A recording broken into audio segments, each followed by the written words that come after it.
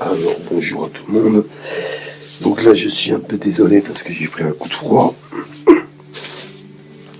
Donc ça va pas être très facile au niveau de l'écoute pour vous. Mais bon, c'est une vidéo tellement importante que je ne peux pas m'empêcher de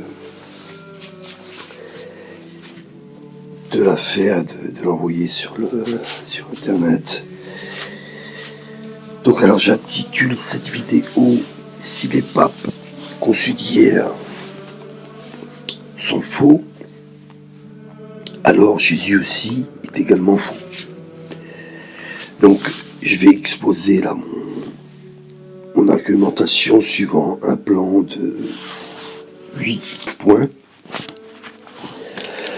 que j'ai écrit pour une fois, parce que d'habitude je fais ça à la volée, sans préparation, mais là le sujet étant complexe, difficile à aborder, j'ai jugé bon donc d'établir un plan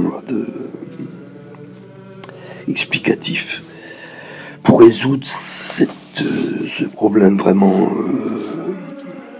diviseur parmi les chrétiens. Donc, puisque personne, donc je suis un peu aussi désolé de devoir intervenir. Pourquoi ? Parce que, comme je l'ai dit dans une vidéo précédente, les laïcs n'ont pas à enseigner le peuple. C'est aux religieux qui ont ce rôle-là consacré, les prêtres particulièrement pour l'Église catholique, d'enseigner, de guider le peuple, comme dit la Bible, sentinelle du peuple.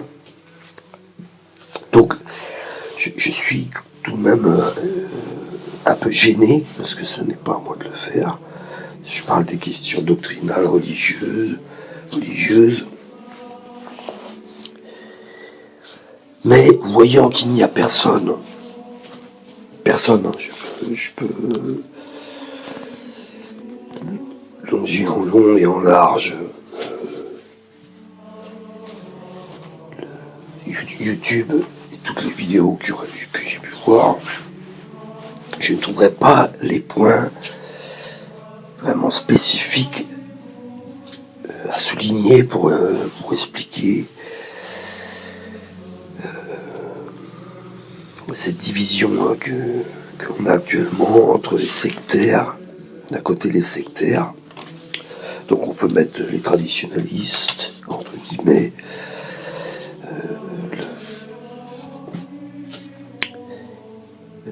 tous les mouvements sectaires en fait, il y en a un nombre incalculable, on peut tous les mettre, je peux tous les mettre là, c'est à eux que je m'adresse finalement.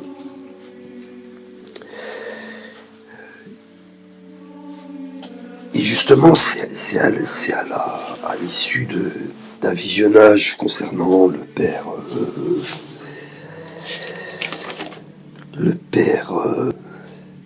présien, là. Donc je trouverai tout à l'heure son nom. Et également l'abbé Zins, pour ne citer que. Donc c'est des personnes qui s'écartent de l'Église et qui forment une théorie finalement. C'est juste une théorie, là. C'est pas la vérité, c'est une théorie, une hypothèse, et qui après pensent qu'ils sont la vérité. Donc tout ça c'est de l'imagination, mais bon, ils pensent qu'ils détiennent la vérité parce que ils ont médité dessus, mais qui les a conseillés ? Ça peut être le malin, l'esprit mauvais, donc c'est pas parce que quelque chose sort de notre tête qu'elle est vraie. Donc je suis un peu désolé de devoir intervenir, parce que c'est pas à moi de le faire, mais je vous dis, puisque ne voyant personne qui aborde le sujet avec sérieux, avec des points solides, des contre-arguments solides, que je vais leur apporter là. Donc j'espère qu'ils écouteront cette vidéo afin de les raisonner, et puis s'ils veulent apporter la réplique, eh bien qu'ils le fassent. Mais bon, vous allez voir que les 9 points que j'ai écrits sont suffisants pour toute personne de bonne volonté, en fait, finalement. Donc je vais commencer par le premier.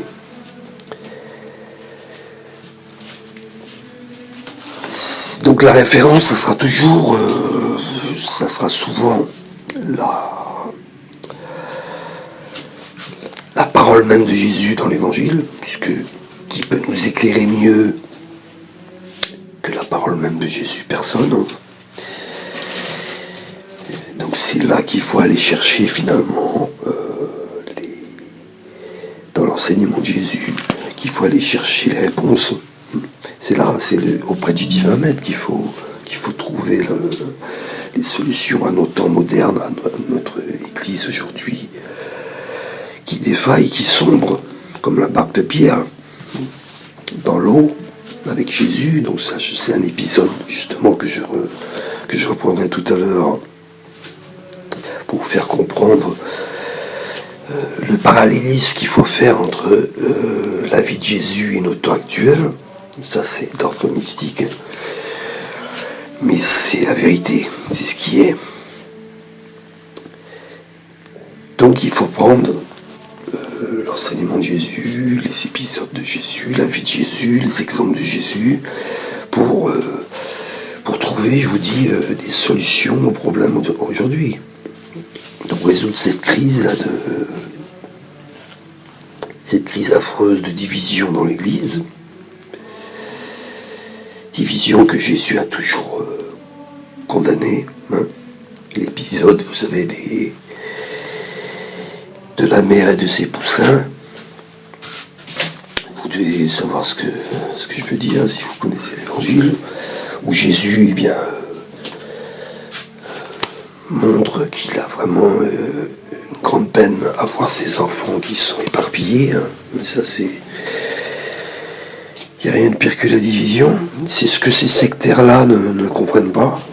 Parce qu'en fait, ils font le jeu du démon en se sectionnant comme ça, en se séparant, en se divisant. Donc je prendrai toujours en référence, comme point d'appui, les paroles du Christ, parce qu'on ne peut pas avoir mieux. Pour étayer mon argumentation, donc Jésus nous a dit tu es pierre, et sur cette pierre je bâtirai mon église. Donc là c'est vraiment la phrase, une phrase essentielle pour qu'on puisse bien comprendre la primauté de l'église, l'infaillibilité de la Sainte Église catholique et romaine, la suprématie de l'Église, l'autorité de l'Église divine, l'autorité divine de l'Église. Il y a tout dans cette phrase. Il y a tout. Il y a l'ordre de Jésus de suivre cette pierre, ce pape, de suivre cette pierre. Sur cette pierre, je bâtirai mon église. Donc évidemment, il faut suivre l'église, donc il faut suivre le pape. Les deux sont intimement liés, le pape et l'église. Le chef de l'église est intimement lié à l'église de Jésus. Si quelqu'un vous dit de suivre un mouvement, de suivre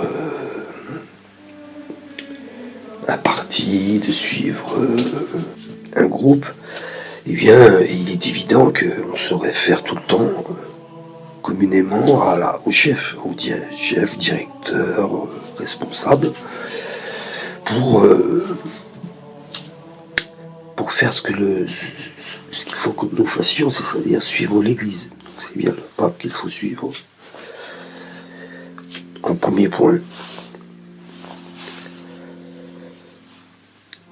Si par contre vous voulez vous écarter de ce principe-là, d'un chef suprême qui est autorité, et bien là, c'est de l'orgueil. Je ne vois pas comment on peut appeler d'autre que cela, cette attitude-là, que de l'orgueil, une attitude orgueilleuse, comme l'a fait Lucifer.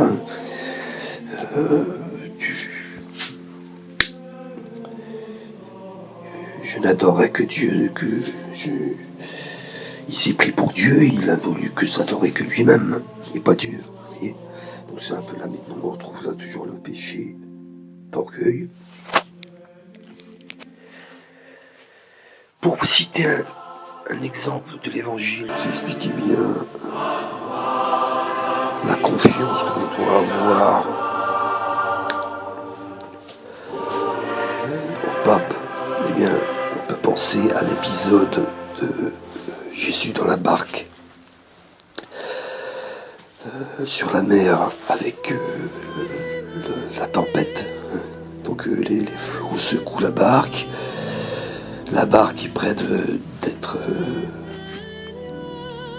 couler, de chavirer. Et Jésus, lui, dort, est très calme. Signe, vous voyez, signe de confiance. Quelqu'un qui dort, malgré qu'il y ait du bruit, de la tempête, c'est qu'il est paisible, il est serein. Parce qu'il a confiance. Et donc Pierre, lui, est affolé, les disciples sont affolés. Parce qu'en fait, ils n'ont pas confiance. Jésus leur dit, pourquoi tu doutais? Jésus dit à Pierre, pourquoi tu doutais?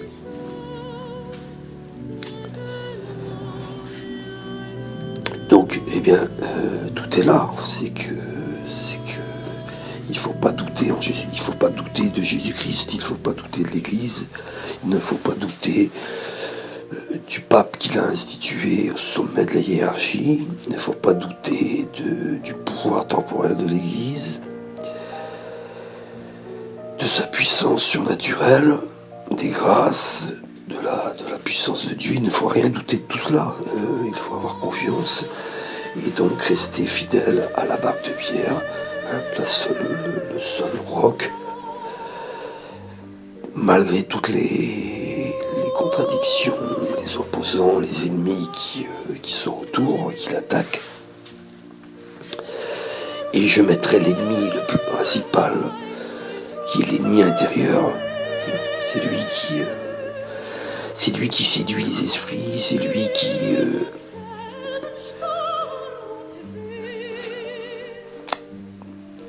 exalte l'imagination de certains fidèles, de ces sectaires notamment.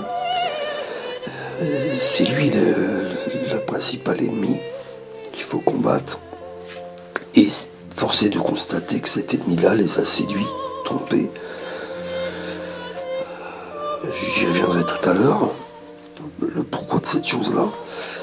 Et ils ont écouté leur ennemi intérieur, et ils se sont fait tromper, et ils l'ont suivi. Voilà. Donc ça, c'est le premier point. Deuxième point, dès lors même que les papes seraient... Ça, c'est une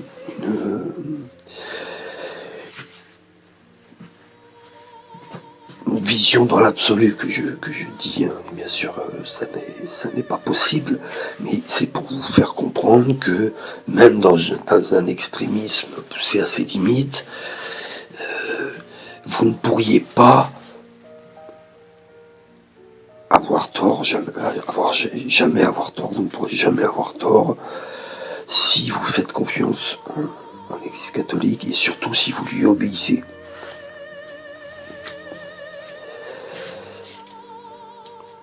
Puisque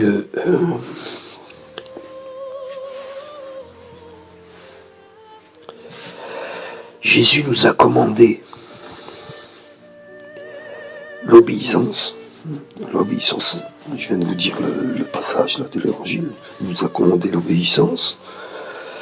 Donc dès lors même que les papes seraient des faussaires, c'est une dans l'absolu, ça, dès lors même que les papes seraient des faussaires, c'est-à-dire les papes conciliaires, comme disent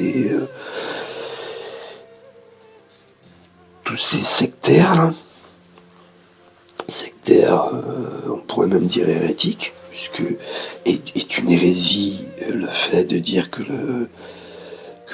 il y a une succession de 5 papes, 5 faux papes, 5 antipapes, tout dépend des personnes. 5, tous les papes de l'après-concile seraient donc des faussaires. Donc ça, si c'est pas une hérésie, c'est quoi? Donc c'est des sectaires, c'est des hérétiques. Tu fais des mots que j'entends de leur bouche, hein. C'est pas moi qui décrète. C'est pas moi qui peux les excommunier, mais d'après ce que j'entends, eh bien, je suis bien obligé de tirer une conclusion.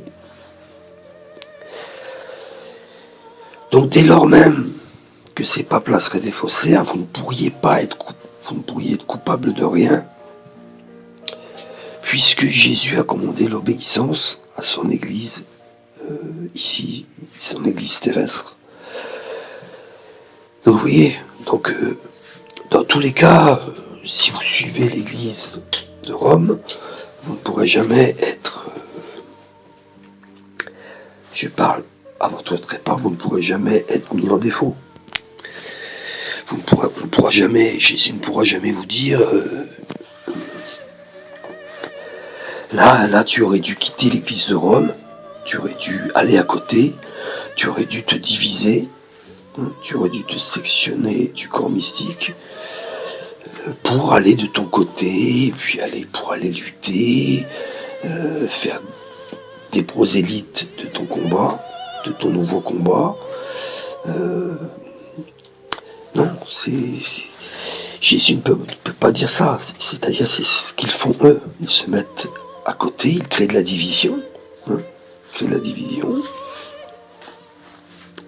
Et ce qu'ils se rendent pas compte, c'est que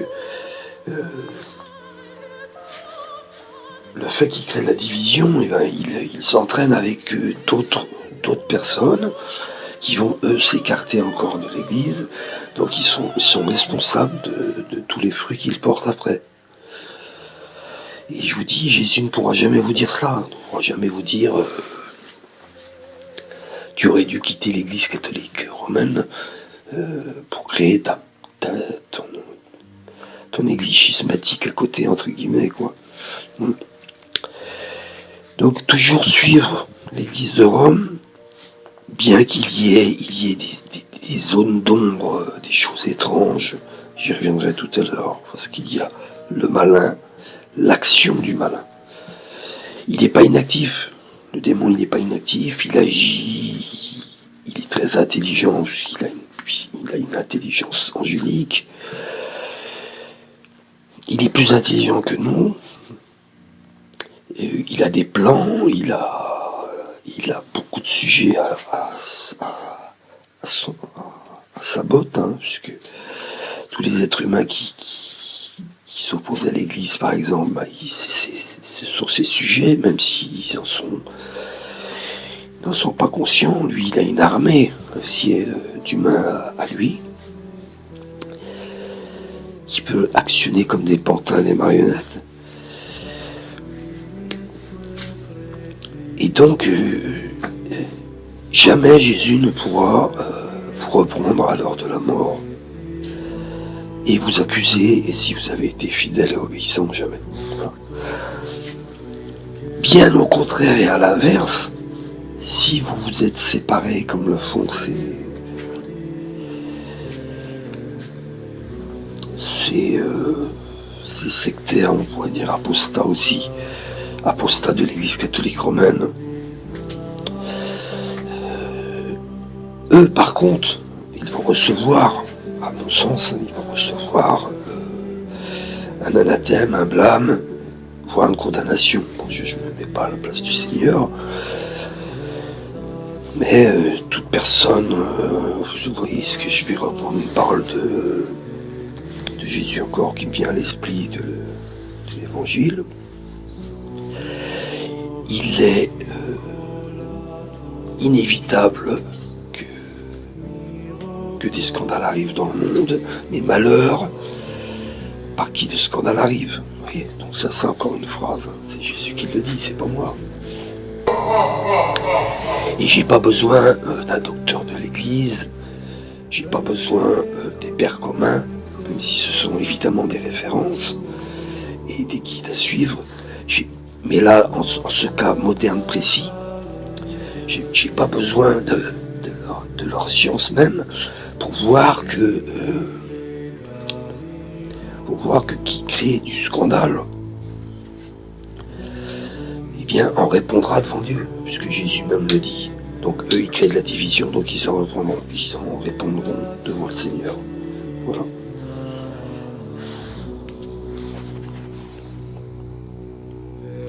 Troisième point. Vatican II était nécessaire. Je pense évidemment, c'est du simple raisonnement. Vatican II était nécessaire pour que l'Église ne paraisse pas désuète, comme obsolète au monde présent, parce que cela aurait eu pour conséquence de voir une désaffection, on va dire, de ces sujets.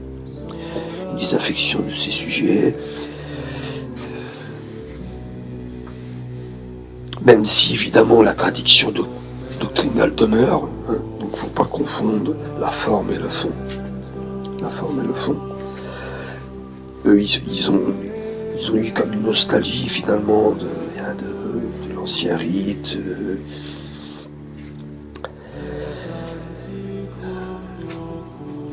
Et donc ils n'ont pas accepté. Et ça c'est une sensibilité religieuse là, qui a fait aussi que ils ont choisi, un peu comme Lucifer aussi, c'est-à-dire que je n'accepte pas les choix de Dieu, de l'adorer,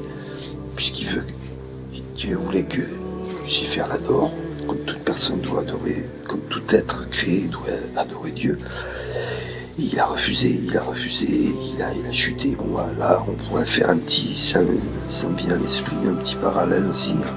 C'est-à-dire que le Seigneur a décidé, commandé que l'Église devait faire cet aggiornamento, je vous dis, dans sa forme, hein, c'est ça qu'il faut, mais pas dans le fond. Les grands principes demeurent toujours, hein, le péché, les dogmes, tout cela, rien n'a changé. Donc, pourquoi en faire tout un pataquès pour créer de la division, se sectionner, se séparer et imiter Lucifer? Voilà. C'est la question que je leur pose. Donc je sais ce qu'ils vont me répondre. Déjà, je sais très bien là ce qu'ils vont me répondre, mais attendez la suite. Je vais répondre aux objections que je sais que vous me répondriez si vous étiez en face de moi. Donc là, je dégrossis un petit peu l'affaire. Donc je dis que pour moi, Vatican II était nécessaire, vraiment important. De toute façon, l'Esprit Saint ne se trompe pas. Dieu ne peut pas se tromper. Donc si l'Église a décidé ce concile-là, évidemment que ce concile-là devait arriver, était nécessaire, indispensable, vital pour conserver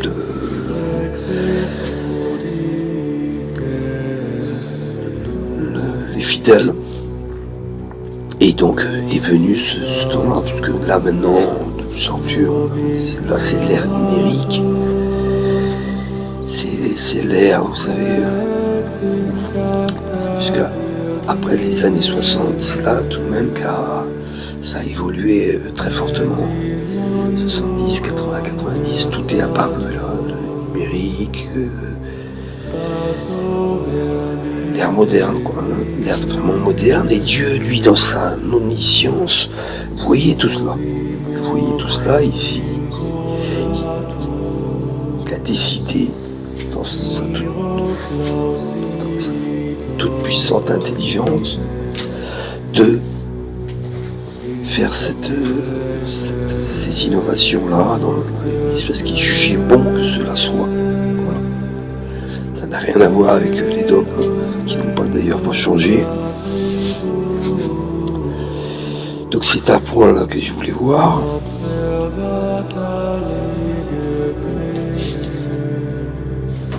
Important. Et je reviendrai sur quelques objections par la suite. Notamment concernant, c'est vrai, la désacralisation qui s'en est suivie dans l'Église, tous les effets pervers, certains effets pervers, faut pas les nier. Vous savez, tout ça, c'est des pierres imbriquées, mais si on y réfléchit, on comprend les choses. Je suis pour Vatican II, mais j'admets aussi qu'il y a des choses étranges qui sont arrivées dans l'Église. Il y a un relâchement, il y a des sacralisations, il y a de l'irrespect, de l'irrévérence, des choses mauvaises que Dieu n'accepte pas. On peut faire les deux. On doit faire les deux. C'est ce que je fais, moi. Mais eux, ils ne font pas ça. Ils se coupent, ils se sectionnent, comme Lucifer, qui ne veut pas obéir à Dieu. Et ensuite, ils critiquent tout le temps tout ce qu'il y a de mal. Et il y en a, malheureusement, dans l'attitude du peuple, par exemple. Ça a produit un relâchement. Mais est-ce que Vatican II dit vous irez à l'église et vous ne vous agenouillerez pas? Est-ce que Vatican II dit vous provoquerez Dieu par des attitudes, des vêtements irrévérencieux, impudiques? Non, Vatican II ne dit pas tout cela, c'est le peuple lui-même qui s'est relâché après et qui a fait, et par le mauvais enseignement aussi, peut-être des bergers, je reconnais toutes ces choses-là. Mais dans Vatican II, il n'y a pas ça. Donc vous voyez, c'est un imbroglio qui n'arrive pas à défricher, qui n'arrive pas à comprendre, à démêler, comme une pelote de laine qui n'arrive pas à démêler. Mais quand on médite, comme moi je l'ai fait, quand on médite avec intelligence, avec la prière, parce que l'Esprit Saint,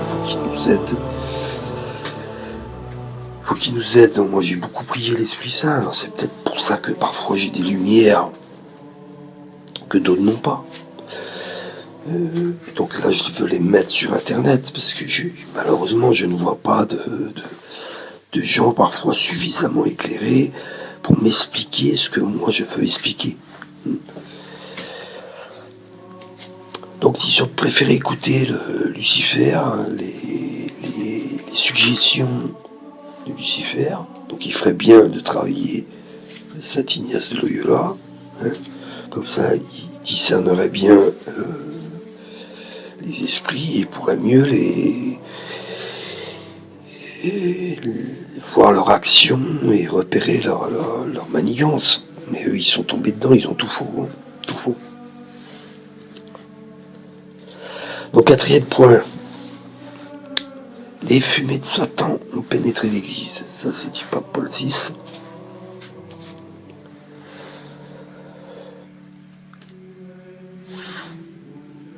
Donc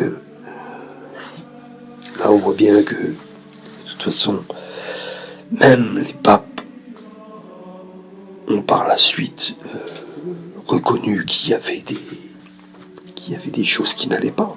Ça n'est pas pour autant qu'il faut tout rejeter, qu'il faut rejeter le concile. Oui, c'est le problème, c'est qu'ils n'ont pas aucune mesure et eux c'est tout ou rien, quoi. C'est tout ou rien, mais Lucifer c'était tout ou rien aussi. Hein. C'est soit il adorait Dieu, soit il le rejetait. C'était tout ou rien, mais c'est ce qu'ils font eux. Et là Là, il fallait être plus souple dans leurs pensées et réfléchir, méditer. Paul VI, par exemple, il ne cachait pas qu'il y avait des choses, l'ennemi justement, toujours cet ennemi-là, qui était en action, qui est toujours en action.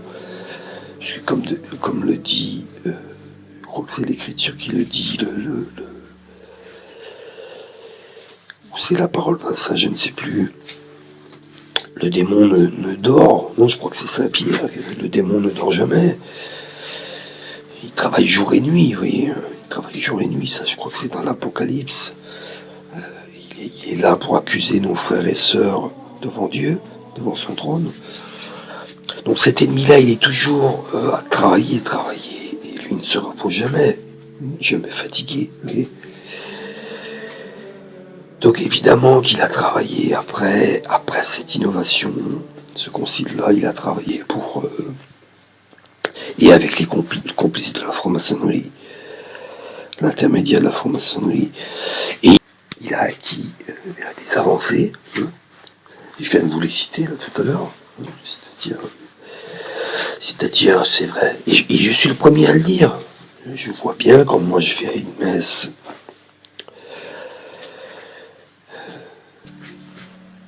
ordinaire, c'est-à-dire celle de l'après-concile Vatican II, que bien, il y a très peu de personnes qui s'agenouillent, même une génuflexion, il y a d'irrévérence, de l'impudicité, parlons pas l'été, donc je vois tout cela.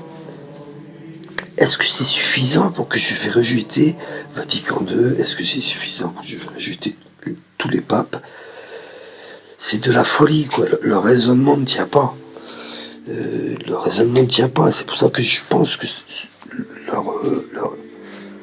leur attitude et leur choix, il est basé sur beaucoup de la nostalgie, quoi. De la nostalgie. Ils ont tellement aimé le temps d'avant, quoi, d'avant le consigne, qu'ils n'ont pas supporté qu'il y ait une évolution entre guillemets moderniste, mais pour s'adapter au monde moderne, sans, je vous dis, embrasser des hérésies, relâchement, etc. Que ils ont tout rejeté. Ils n'ont pas accepté. Voilà, donc il y a une similitude entre la passion de Jésus. C'est ça qu'il faut comprendre. Il y a une similitude entre la passion de Jésus et l'Église des derniers temps où nous sommes là. Jésus, tout comme Jésus a été trahi par ses apôtres, il faut aussi qu'il en soit de même avant son retour. C'est pour ça que nous voyons un clergé parfois égaré et qui embrasse des erreurs modernistes. Donc, par exemple, l'homosexualité, la libéralité, le modernisme au sens mauvais du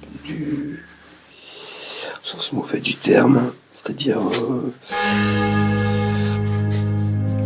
modernisme. Il y a modernisme et modernisme. Il y a des choses qu'on ne peut pas moderniser. Les dogmes, on ne peut pas les moderniser parce que c'est le dépôt de la foi et donc ça c'est figé, ça reste comme ça. Et puis il y a le modernisme. Il y a le modernisme sur la forme, comme je disais tout à l'heure. Donc,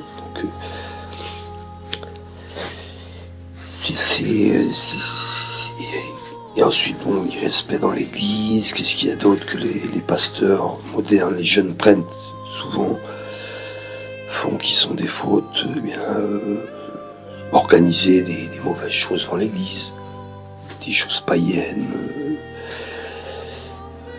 un relâchement sur le rite, le culte. Tout ça, c'est vrai que c'est mauvais. Mais je ne le nie pas. Je ne le nie pas non plus. Donc, faut bien faire la part des choses. Mais voilà, ils sont trop radicaux et ils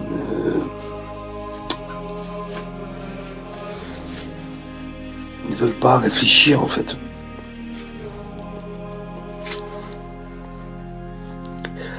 également, on peut faire un parallèle avec Saint Pierre, par exemple. On a un épisode évangélique. Saint Pierre qui renie Jésus. Hein, vous connaissez l'épisode du coq qui rappellera à Pierre qui a trahi.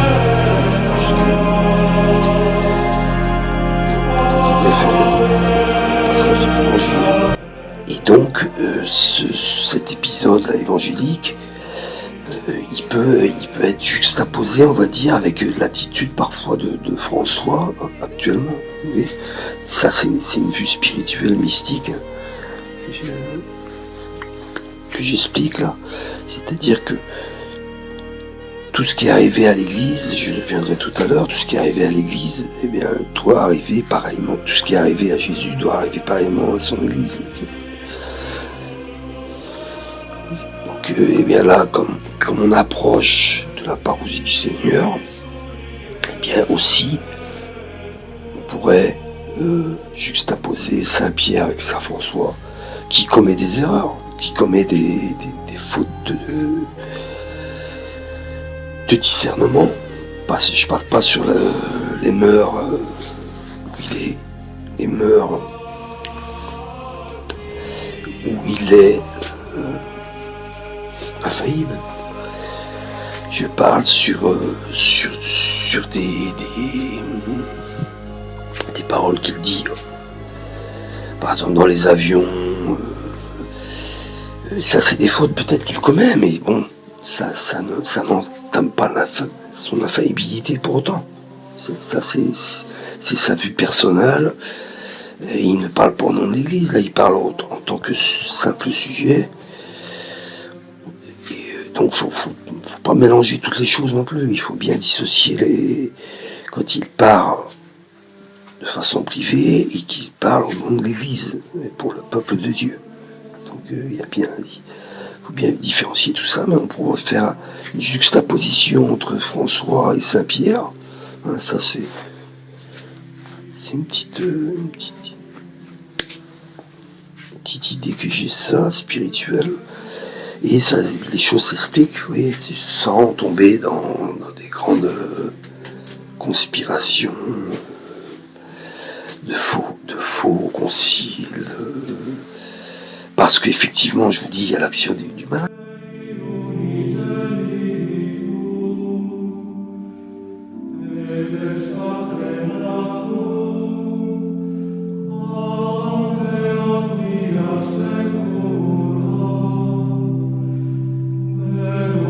Accueillir les réfugiés. Les migrants doivent être accueillis, protégés, accompagnés, promus et intégrés pour qu'ils puissent vivre dans nos sociétés et non pas en Le dehors. crucifix n'a pas détruit le démon, il n'a pas détruit son action, il n'a pas détruit le péché, il n'a pas détruit. Donc il est toujours, le démon fait toujours son œuvre. C'est pourtant pas compliqué, difficile à comprendre. Donc cinquièmement, le châtiment de Dieu contre le monde. Et ça, c'est un point important que j'avais noté. C'est-à-dire qu'en fait, on le voit dans la Bible, hein, aussi dans tout le pèlerinage du peuple de Dieu, dans la Bible, on voit bien que le Seigneur ne laisse pas un péché impuni, ne laisse pas une attitude désobéissante, c'est par Lucifer encore. Oui, je reviens toujours à des points essentiels de notre religion catholique. Lucifer, l'enseignement de Jésus, ses paroles,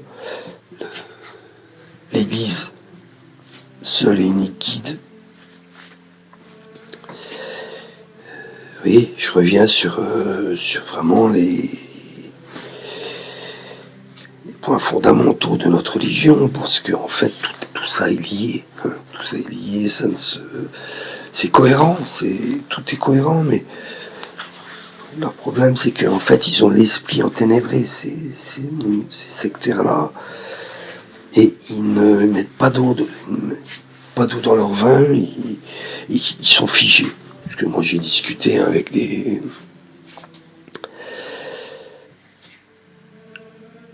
religieux, et j'ai jamais raison. Je n'ai jamais raison. Je parle par exemple, là, un prêtre qui est, je dirais pas son nom, mais qui est hors de l'église de Vatican II, hors de l'église post-conciliaire. J'ai beau lui mettre des arguments à l'appel, eh bien, rien n'y fait. Rien n'y fait.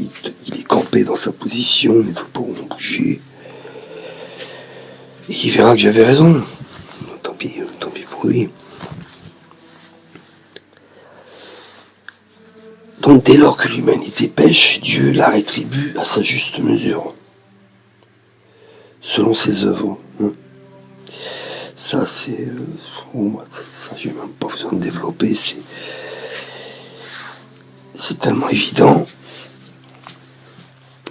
On le voit à Sodome et Gomorrhe, le déluge, voilà, c'est ce qui va arriver à notre humanité aussi, puisque le péché est tellement abominable que va bien falloir, de toute façon, l'apogée, ça sera cet antéchrist qui doit venir, donc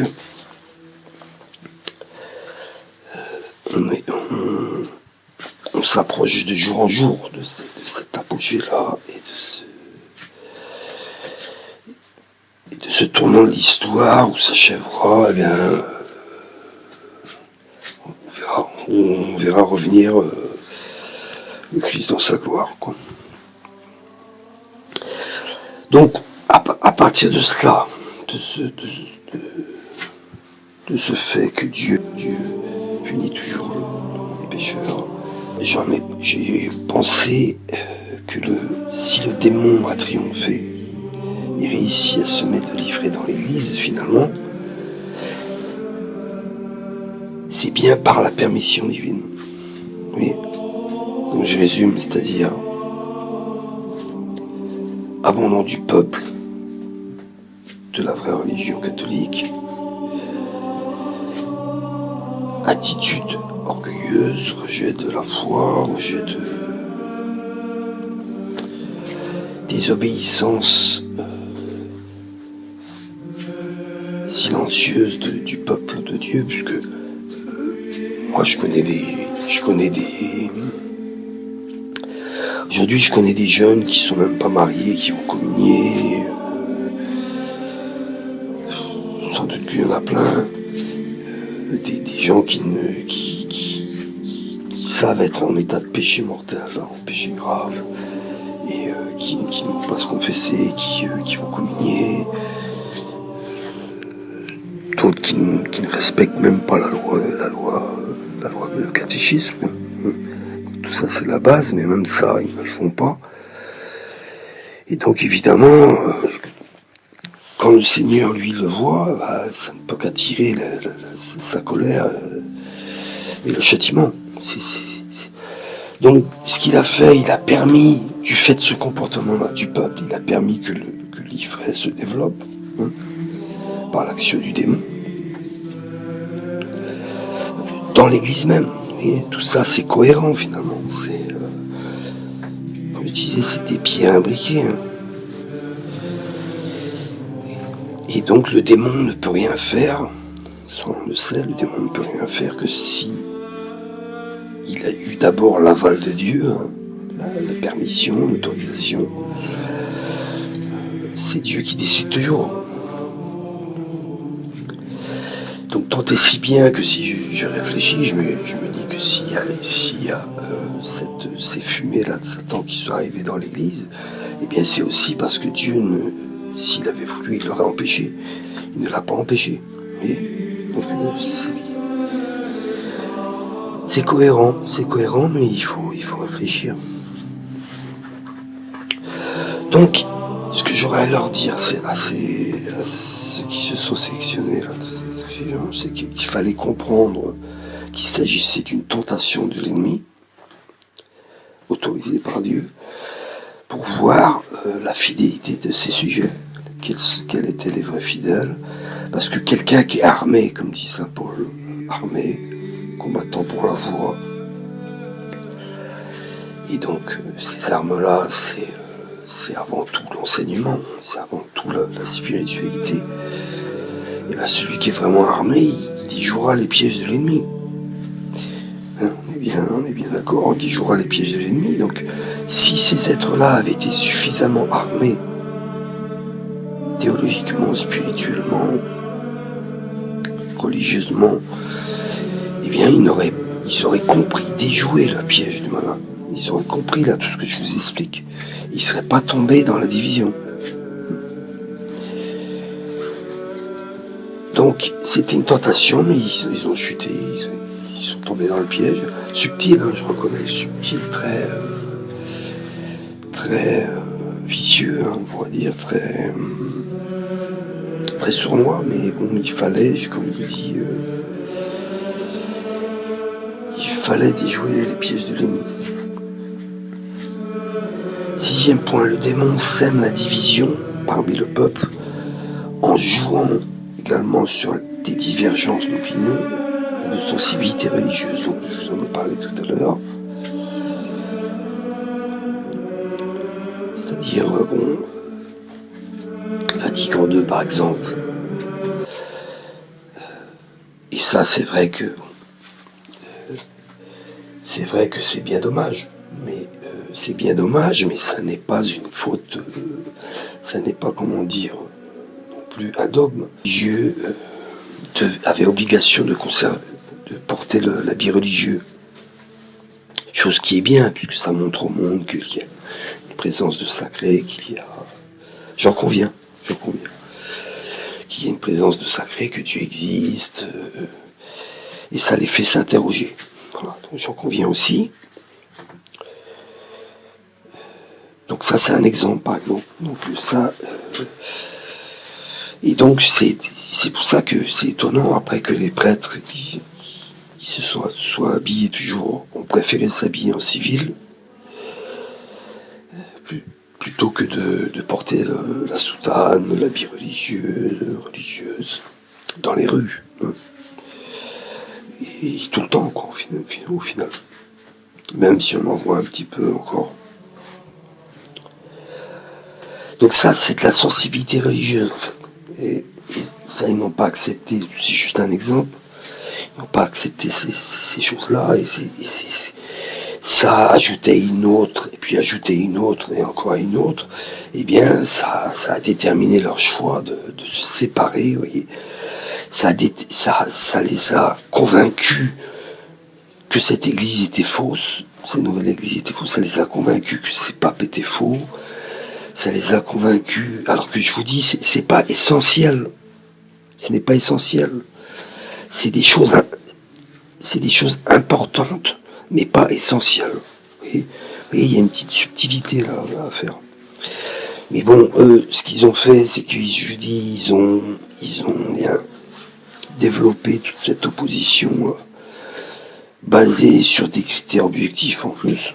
C'est-à-dire que c'est vrai que c'est quelqu'un qui porte, si on voit plus d'habits religieux, eh bien, ça peut conduire à un abandon de la religion parmi le peuple, évidemment. Mais bon, il y a une confusion dans leur esprit. Oui. Ils ne savent pas, comme je disais tout à l'heure, faire la part des choses. Ils s'en mêlent les pinceaux et ils ont fait et ils font toujours le mauvais choix de se séparer.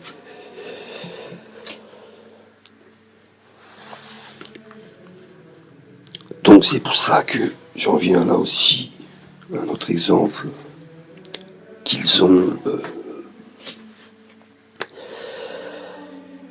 vraiment bien détaillé pour essayer de convaincre tout le monde qu'ils avaient raison, que l'église était mauvaise actuelle. C'était le rite ancien de la messe et le nouveau rite. Donc ça, alors que les deux sont valides. Les deux sont valides, mais si. ils sont valides, parfaitement valides, comme les ordinations de prêtres sont parfaitement valides, comme tous les sacrements sont valides.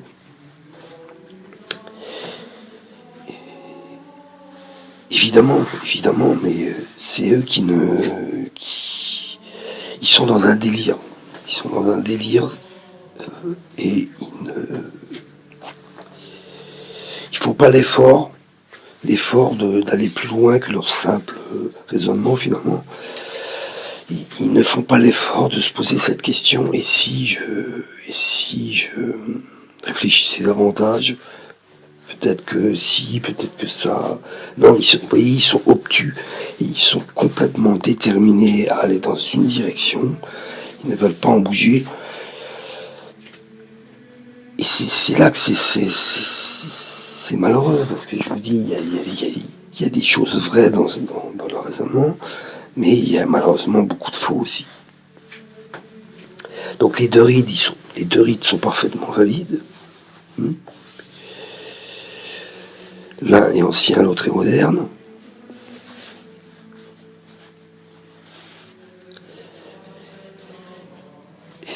Et comme je l'ai indiqué là sur mon écrit, comment Dieu se priverait-il de la communion avec ses créatures ? Comment Dieu se priverait-il de la communion avec ses créatures alors qu'il est mort sur la croix ? Justement pour après pouvoir créer l'Église et communier avec son peuple, ses créatures. Comment Dieu se priverait-il ? Qui se pose la question. Si cela était, ce serait avoir comme donné la victoire aux malins. Ce serait comme Dieu avoir donné la victoire. Oui. Il aurait réussi, et puis hop, il n'y aurait plus de baptisés, il n'y aurait plus de confessés, il n'y aurait plus d'enfants qui feraient leur petite communion, il n'y aurait plus de confirmation, sacrement de confirmation, il n'y aurait plus de sacrement de mariage, d'extrême onction, etc. Et il n'y aurait plus rien, quoi. Il n'y aurait plus rien de sacré dans l'Église. Donc, conclusion, le malin aurait vaincu Dieu. Mais le démon aurait prévalu. Le démon aurait prévalu sur l'Église de Dieu. Et là, vous voyez où je veux en venir, à quelle référence de l'Évangile je peux faire allusion. C'est la parole de Jésus. Tu es Pierre, sur cette pierre je bâtirai mon Église. Je te donne les clés pour lier la clé du royaume, pour lier la terre et le ciel. L'enfer ne prévaudront. Les portes de l'enfer ne prévaudront pas contre l'Église de Dieu. Oui, contre l'Église. Je n'ai plus la phrase exacte.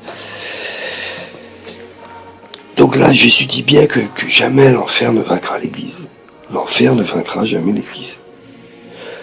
Or, s'il y a une succession de 5 papes, antipapes, faussaires, je ne sais pas comment ils l'appellent, peu importe, eh bien, l'Église, les portes de l'enfer auraient vaincu Dieu. Donc c'est impossible. C'est théologiquement impossible. Les écrits le prouvent, je viens de vous les dire. Mais ils vont à l'encontre même, de la parole de Jésus. Ils font fi de cette parole-là. Ils décident à sa place et ils choisissent de se sectionner.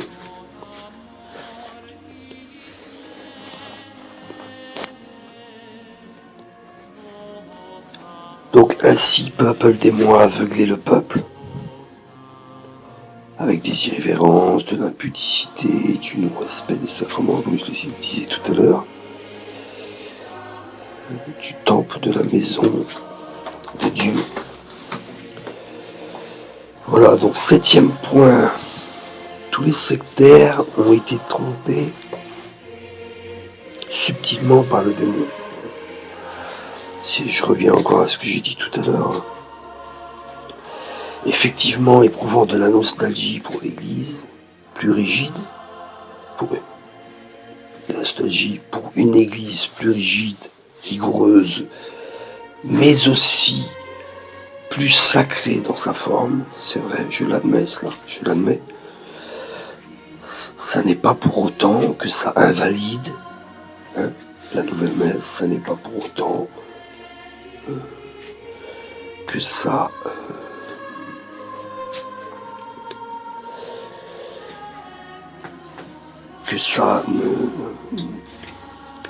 leur permet de dire que bien il faut rejeter cette messe moderne et que l'ancienne est la seule véritable. Absolument pas. C'est eux qui font ce raccourci-là. Donc, ayant cette nostalgie-là, ils n'ont pas pu supporter cet aggiornamento dans lequel le démon a semé de livrées par la suite, ça je le reconnais, de son intelligence angélique pervertie. Il a ainsi anticipé qu'il y aurait un délitement parmi les fidèles qui ne pourrait aboutir finalement qu'à une section. Qui ne pourrait aboutir qu'à une section. Ça, il a cette intelligence diabolique et angélique. Et ça, il l'anticipait, il le voyait, quoi. Il le pressentait, et il savait, cet être maudit là, que bien ça sèmerait le trouble. Et donc, par voie de conséquence, que ça provoquerait aussi la désaffection de beaucoup de pratiquants qui ont arrêté tout culte.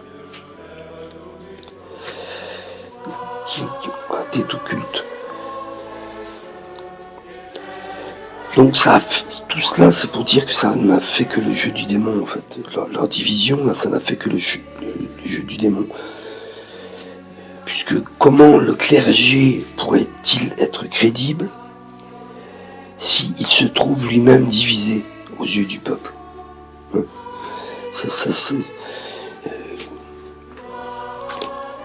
voyez bien, ça tient pas. C'est-à-dire que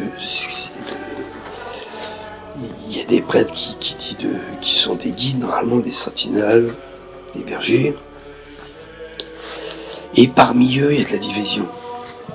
Vous voyez, ils sont même pas capables d'être unis.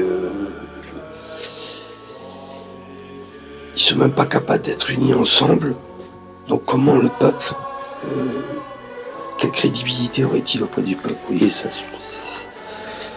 Donc tout ça, ça a fait le jeu du malin, comme je viens de le dire, et il en a tiré énormément de fruits. Donc ils sont responsables aussi, là, ces sectaires, de l'abandon de certains chrétiens, de certains catholiques qui pratiquaient. Et voyant cette division, ils se sont dit, on ne sait plus quoi faire. Petit à petit, certains, ils se sont... Voilà, leur foi petit à petit s'est amoindrie, et puis pour certains, elle est morte, quoi. Elle est morte. Il suffit qu'après ils soient tombés dans le péché mortel, et puis après, il s'ensuit une vie d'égarement, quoi.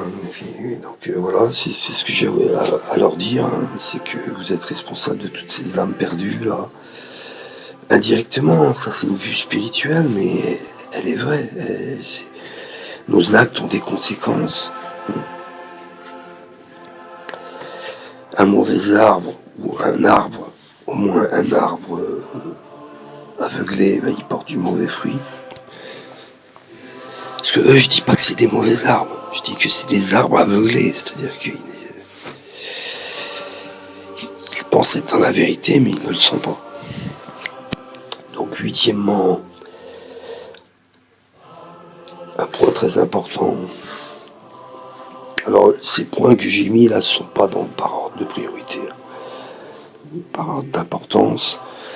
J'ai mis ça un petit peu en vrac, à part le premier où tu es piège, cette piège bâtie à l'église. C'est vrai que c'est un élément vraiment fondateur là, de mon argumentaire. Mais les autres points, sinon, ils sont mis sans ordre d'importance. Donc, Celui-là, il est très important. L'orgueil des sectaires et leur inintelligence spirituelle.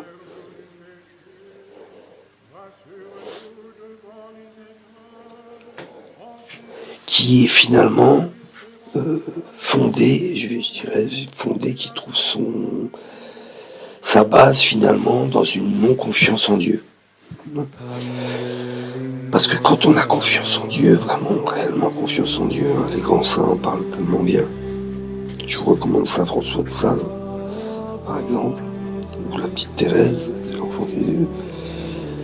Quand on a vraiment confiance en Dieu, on ne part pas dans des théories délirantes qui les a amenés justement à se séparer et puis à se mettre de leur côté. Non, on n'en vient pas là, on fait confiance en Dieu. Moi, Dieu me dit d'obéir à l'Église, bien j'obéis à l'Église jusqu'à ma dernière heure. Même si je vois des choses qui sont étranges, voire choquantes, ça ne suffira pas à me détourner de l'unique voie tracée par Dieu. L'unique voie tracée par Dieu, il n'y en a pas deux, il y en a une. Donc c'est ce manque de confiance en Dieu qui ont fait inventer tout un scénario là, délirant, et depuis ils le suivent.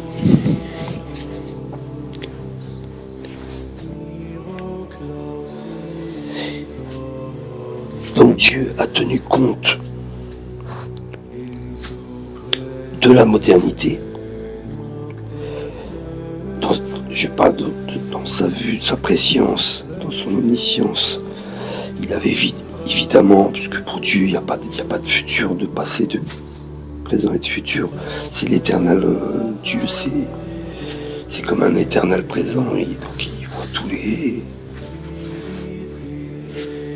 toute l'histoire humaine d'un seul trait d'esprit. Donc évidemment qu'il a bien anticipé il a vu cette modernité, d'où cette convocation du Concile Vatican II. Et donc ça ne veut pas dire qu'il est souhaité. C'est ça qu'ils ne font pas là encore la part des choses. Là, ils ne distinguent pas encore les choses comme ils font convenablement.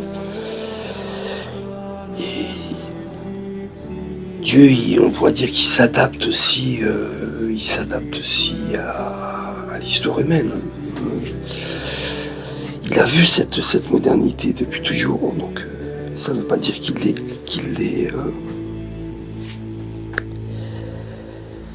souhaité, même si évidemment dans le modernisme il y a beaucoup de choses de bien aussi. La guérison de maladies, des appareils qui soignent, le progrès de la science dans certains domaines très importants pour l'homme. Tout cela, il y a du bon dans la modernité.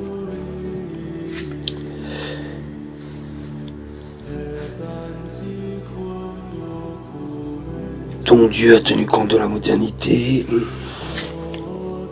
non qu'il ait souhaité, mais plutôt qu'il ait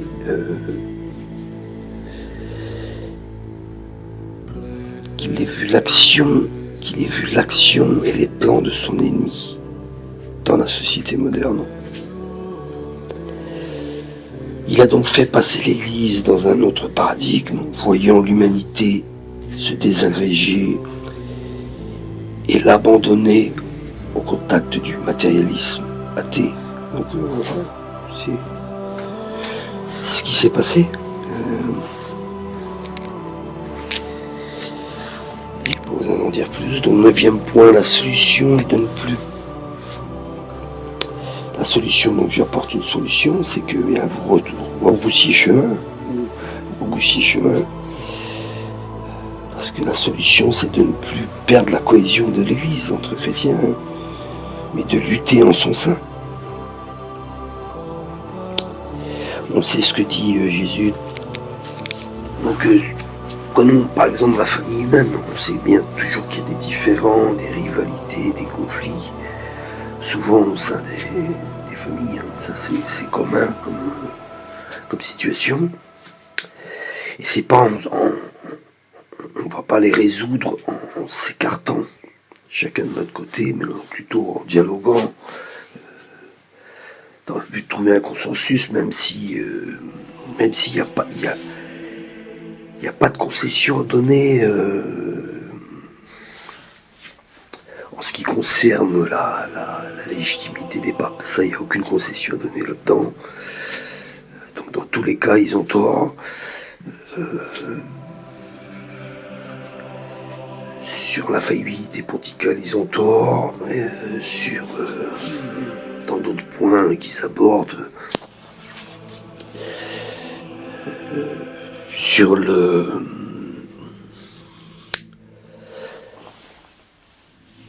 la modernité de l'Église, il ne faut pas confondre, comme je l'ai dit, modernité de l'Église et attitude irrévérencieuse, effrontée. Oui, par exemple, c'est juste un exemple, il ne faut pas tout mélanger.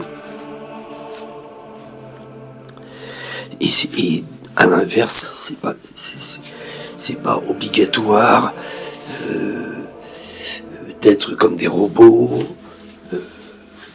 serviles, comme si un Dieu était au-dessus de notre tête, avec les foudres de l'enfer. Oui.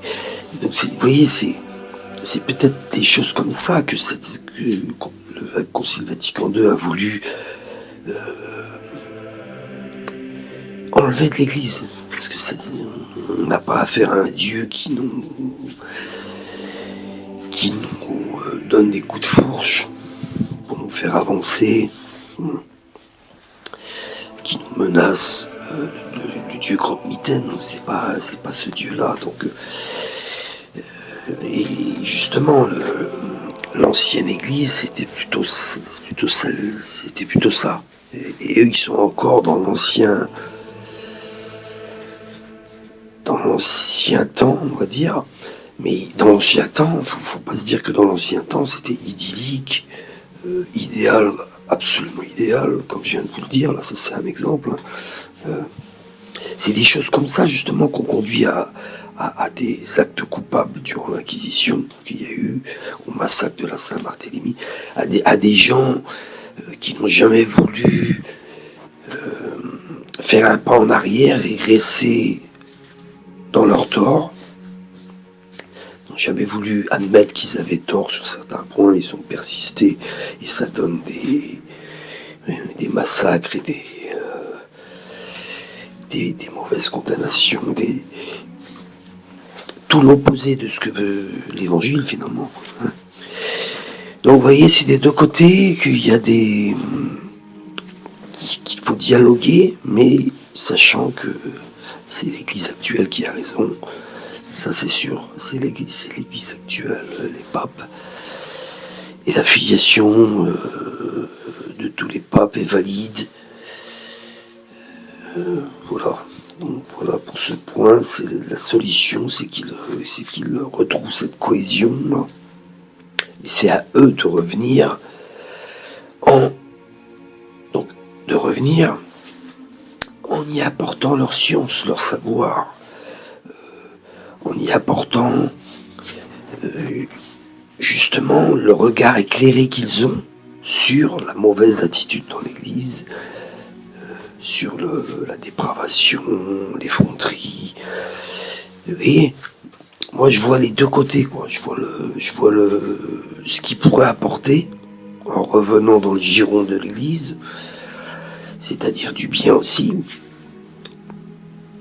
parce que malheureusement notre Église actuelle, je l'ai dit tout durant toute la vidéo, c'est qu'elle est aveuglée. Elle n'est pas fausse, comme ils le disent eux, mais elle est aveuglée sur certains points. Voilà. Faut bien faire la part des choses. Donc se diviser, c'est aggraver la situation. Et le démon le sait. Donc ils font le jeu du démon. Voilà, donc je vais en terminer parce que ça fait quand même plus d'une heure là d'entretien. Et je vais conclure en disant que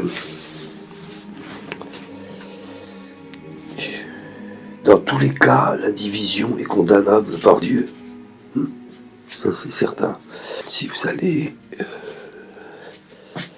lire l'évangile selon saint Jean, eh bien, Jésus veut l'unité. Jésus développe l'unité. Combien c'est son souhait, son vœu. Moi, je veux qu'il soit un comme nous sommes un. Moi et le Père, nous sommes un. Donc vous voyez combien c'est précieux pour Dieu. De toute façon, l'amour est un. Et donc, ça c'est un point absolument catégorique aux yeux de Dieu. Et eux, ils font tout l'inverse. Donc, soit ils lisent pas Saint Jean, ils méditent pas dessus.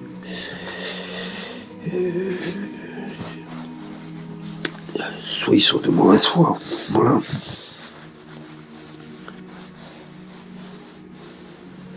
Il faut se référer, comme je l'ai fait ici, aux paroles mêmes de Jésus-Christ pour résoudre ce problème épineux, d'autant plus que son instigateur est le diable lui-même, sa malice.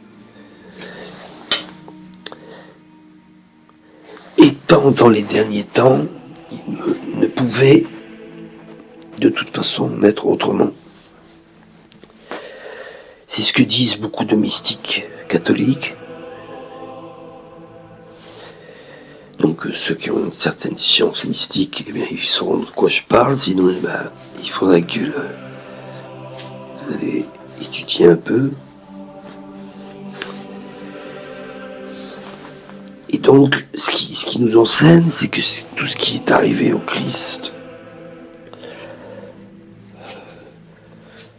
doit également arriver à son corps qui est l'Église avant sa parousie, avant son retour. Ça c'est cohérent et donc évidemment s'il y a actuellement un profond désordre au sein du peuple de Dieu, j'oserais dire que c'est de la logique et de la cohérence. Puisque nous devons subir, nous en tant que membres du Christ, nous devons subir également ce qui est arrivé au Christ la veille de sa passion. Donc nous sommes en ces temps-là. Donc j'oserais même dire que finalement, il n'aurait pas pu en être autrement. Il fallait qu'il y ait cette rupture, ce choc-là, parce que finalement, le peuple est divisé dû à l'action de l'ennemi. D'un côté, il crie Hosanna, et d'un autre côté, il crie crucifie-le. Voilà. Ça résume un peu toute l'attitude contradictoire du peuple envers Jésus. Et là, nous sommes en ces temps. Nous sommes en ces temps de profondes ténèbres au sein de l'Église. Et tout se tient si on a eu aussi un regard mystique sur les événements. Et toutes ces personnes-là méditeront sur cette vidéo, même si elle est principalement réservée justement à ceux qui renient la papauté, qui traitent d'antéchrist le pape. Ça c'est plutôt pour les protestants, mais ça peut même également convenir aussi aux orthodoxes, ça peut même aux anglicans, parce qu'il y a des choses dedans qui montrent que bien il y a ce fil conducteur là, vraiment cohérent avec l'Église catholique. Toute l'histoire de l'Église catholique et ces fins dernières là, avec les écrits des docteurs de l'Église, avec les pères de l'Église, tout ça ça se tient. Voilà, ça se tient. Et donc, comment concevoir qu'un Dieu aurait plusieurs autorités sur Terre, plusieurs vérités, dispensées par plusieurs autorités? Oui, tout ça, ça ne tient pas. Dieu, il n'a qu'une seule autorité, un seul enseignement, une seule doctrine, une seule direction, un seul projet.